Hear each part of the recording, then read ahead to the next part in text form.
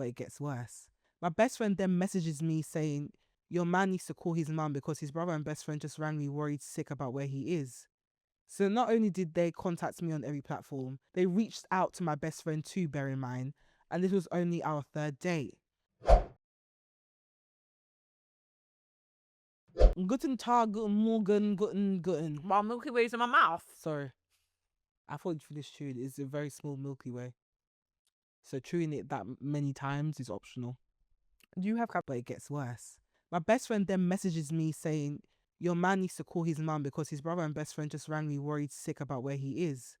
So not only did they contact me on every platform, they reached out to my best friend too, bear in mind, and this was only our third date. Invisalign, not put their Invisalign in for 6 months, and I've just been looking at it like, ain't that supposed to? Why do you never have that in your mouth? You know what? Sometimes you're so tired, you just can't be asked to.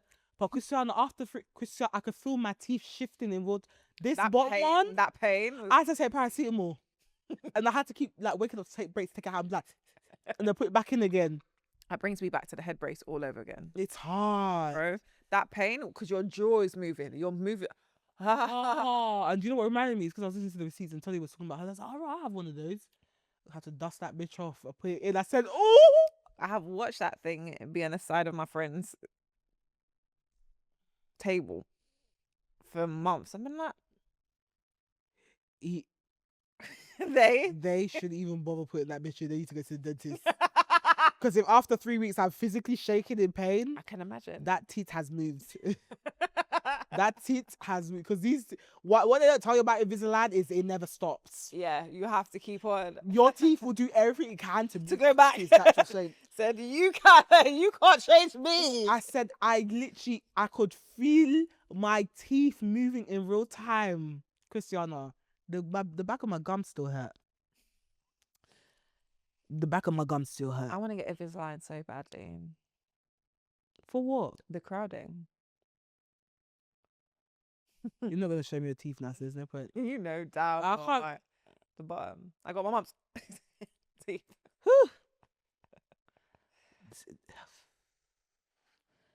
You lot saw what I went through. The thing is, I need to sign up with a new dentist, which I haven't done since I've moved, and really I do, because I'm not doing that journey to South London again. But my thing is, when I go there, one, I'm gonna have to eventually talk about actually getting Invisalign, but two, I'm gonna need a polish and what is it? A polish and clean again. Scale. But Stephanie, the last time, remember, it was 6 months of not being able to eat or drink things properly. Because every time they polish it, the enamel, like they strip the enamel. Like I can just about, I just don't know how people do it. Because every time I come back, I'm like 6 months, I can't have anything too hot or too cold. I don't know what they're doing over on your side. I am in pain. You know what gets me when they go under the gum? Oh my God. Just in there. It hurts. It still hurts now. I can actually feel the back of my gums is swollen. The thing that's saving me actually is the fact that I use a water floss every day. Well, my husband threw mine away. What? Whilst he was cleaning the bathroom. He threw your water? He threw it away. Were you not using it? No, he knocked it over and it fell in the toilet. And he knew. Fair enough. He knew. I wouldn't touch that bitch again. Fair enough. I was like, I threw it away. I was like, why? He's like, because you never use it. I was like, no, but I do. He's like, okay, it fell in the toilet. I said, all right, fair. I said, take it. I don't even. You can't even. I wouldn't. I'm not saying hurt. You get numb to it. Like today, I flossed, I bled. Yeah, but you will bleed when you floss. It's just so long looking after teeth, man. Please. It is actually like adulthood looking after teeth is so jarring. My mystery cavity that keeps shocking me, but no one can find it. God, just here suffering. My mystery cavity they can't find. I hate that shit. I don't know where it is. I felt a hole last time I went and they were like, there's nothing here. Brother, I feel it. I can feel, as in, they have to numb me when they're blowing cold air in my mouth because of that mystery cavity. It's like the fact that you have to numb me proves that there's something there. They've done the x-ray in every angle they can. They flicked meat everywhere and said they couldn't find the goddamn hole. I said, I know what I'm talking about. Stop gaslighting me. That's so Stop funny. gaslighting me, because you know what's gonna happen is when it now When fully you- corrodes and emerges, then they'll come to a root canal. You're not gonna scam me. You're not gonna scam me because you're waiting for it to get to root canal stage so you can make a big bucks. You know there's something there. That's like the one wisdom tooth that they left in my mouth to rot. They're just gonna be like, It's just growing sideways. It's shifting all my they're just teeth. gonna tell you you need an implant. You need a whole crown. The point, bridge. they were so ready to ignore it. They made my Invisalign mold accommodate the one wisdom tooth that's growing down like this. So at the back, you just see the. I'm like, are we not going to take out? That's not causing any problems. It's growing sideways. It's not even white. It's like pale yellow. It's not even. It's like I can feel the crust. This ain't normal. She's like, why did they leave it in anyway? I don't know. I was like, no, I think about it. They probably were in a rush. Because why would you take out 3 and just leave the 1? You might as well just take that. Yeah, they left it. True say it don't cause me no trouble, but it's Just growing lying sideways. My Invisalign at the back is like that. It's like teeth. That's how I know it's the top one. That's how I can tell it's teeth and then one just carrying around a tumor in my mouth. I don't know. A calcified tumor, that thing looks like. They didn't look like a tooth. I can't even show you. It's just. But anyway, guys, that's not what you came here for. So put the fake meeting in your calendar and let's get into some gist. And it's real gist. This has actually been sent in. I'm really excited for this So one. this is, they're all real gists. Sometimes they just don't direct it to us. We just pick it up. But this one was actually directed to us. Right, Reddit Realness. Hey ladies, I love the podcast and I really need your help with this dilemma. I met this guy 2 years ago. He's always liked me, but at the time I was seeing someone else, so I only ever saw him as a friend. Fast forward to now, I'm recently single over Christmas and we reconnected. Things were going great. From the beginning, he was very intentional, saying his next girlfriend would be his wife. We went on a couple of dates and he even invited me to his friend list. Everything was going really well until it wasn't. We planned dinner and a movie after work. The movie was long, so we went for an early showing. Towards the end, I noticed his phone going crazy with notifications. I thought nothing of it. Then as we left the cinema, he said, "Oh my God, everyone's been trying to get through to me." At first, I thought he was joking, but then he looked genuinely panicked. I checked my phone and I'm shocked to see I also have missed calls, Insta DMs, and text messages from his best friend and his brother. Every message is pure panic. Do you know where X is? Me and my mum are really worried. You can't reach him. Check the time. It is 8:30 p.m. But it gets worse. My best friend then messages me saying, "Your man needs to call his mum because his brother and best friend just rang me worried sick about where he is." So not only did they contact me on every platform, they reached out to my best friend too, bear in mind, and this was only our 3rd date. I show him the messages and he immediately calls his mum. She starts shouting at this grown man down the phone. I hear her speaking about calling police. Why aren't you home? How long was the movie? When was this date planned? We leave on a very awkward note. Next day I call him expecting an apology or at least yeah, that was a bit mad, or some type of explanation to why everyone was worried and panicked. Instead, he gets defensive and says, 1. What can I say? My people just care about me. 2. My mum has the right to worry about her child since I'm living under her roof. 3. I'm a creature of habit, so the fact that I didn't come home on time was worrying. 4. Next time I'll communicate with them. I understand that he's family orientated. That was one of the things I liked about him, but I just think it's strange a 30-year-old man with a child had his entire circle panicking because he wasn't home at 8:30 p.m. I explained that it felt intense, especially that they contacted me on multiple platforms and my best friend, and he still didn't see a problem with it. I ended things shortly after, saying it was too much for me. My question is, was I too hasty with my decision? Is this just a man who has a support system and people who care about him? Or is it a red flag? By the way, just to add, this is the second time he's called his mum while on a date with me. Thank you. Love you guys. Go on. You first. Okay. This might be very unique to me, but as someone whose parents can't tell them what to do, I would personally see it as a red flag. Okay. I understand if, like, I don't know, you have a routine and you know you haven't really communicated, and like your mum may text you like, "Oh, you coming home late?" or "Where are you?" Da da da. For his mum to be blown up his phone, his best friend to be blown up his phone, then contacting her, then contacting her best friend, is giving her have a curfew. Okay. Also, how did you manage to make the child? If okay, how did your mum? Okay, it must have been made in the daytime during lunch break. It gives, for me, benefit of the doubt, queen. It gives me something's happened previously. That too. Like they are concerned for his well-being, because like 8:30 for a 30-year-old man with a child is is something. I'm very close to my parents. They ain't doing that. They'll probably wait. I don't even know if mum will notice. She'll probably notice after the 4th day. My mum would ring me and shout. My mum's not ringing my friend like To ask after where I am? 8:30. It's not even been 24 hours. Mum would even do that to me at 21. It's not even been 24 hours, and you're even contacting your family's even contacting my best friend. Imagine that's like, no, that's crazy. That's like my boyfriend, his family contacting you to contact me. To ask where he is. That's in. First of all, that's dumb because I'm not going to open the message. Or I read it and forget to answer.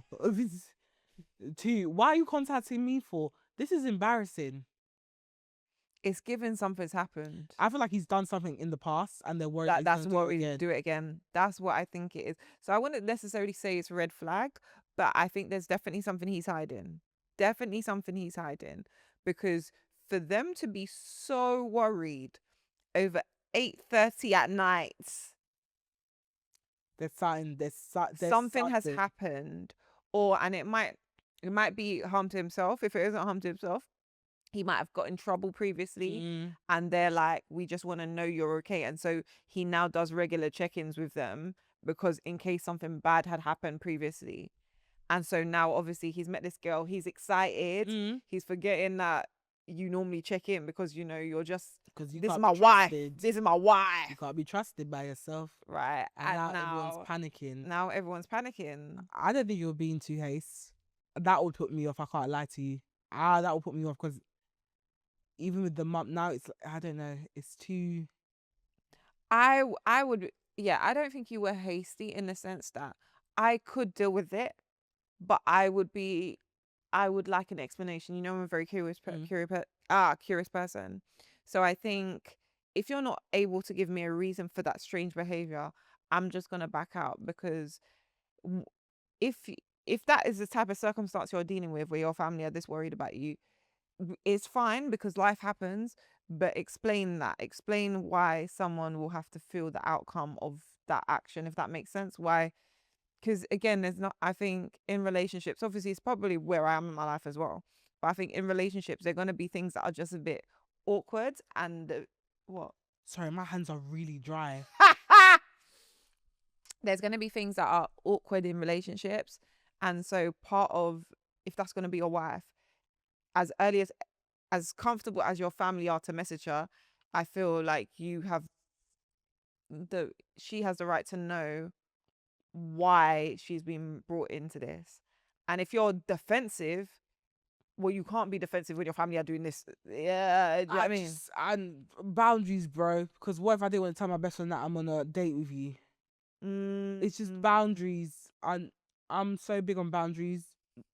Like even like the whole thing of my mum calling you when you're 30 with a child shouting at you, you're not. The shouting was crazy. That does signify lack of boundaries. But again, we don't know what's happened. I think something has happened for everyone to be moving so mad. Bro did something. Yeah. Or is capable of doing something. And also it explains why he's defensive, because he's kind of like, whatever it is, he don't want to touch on it. Yeah.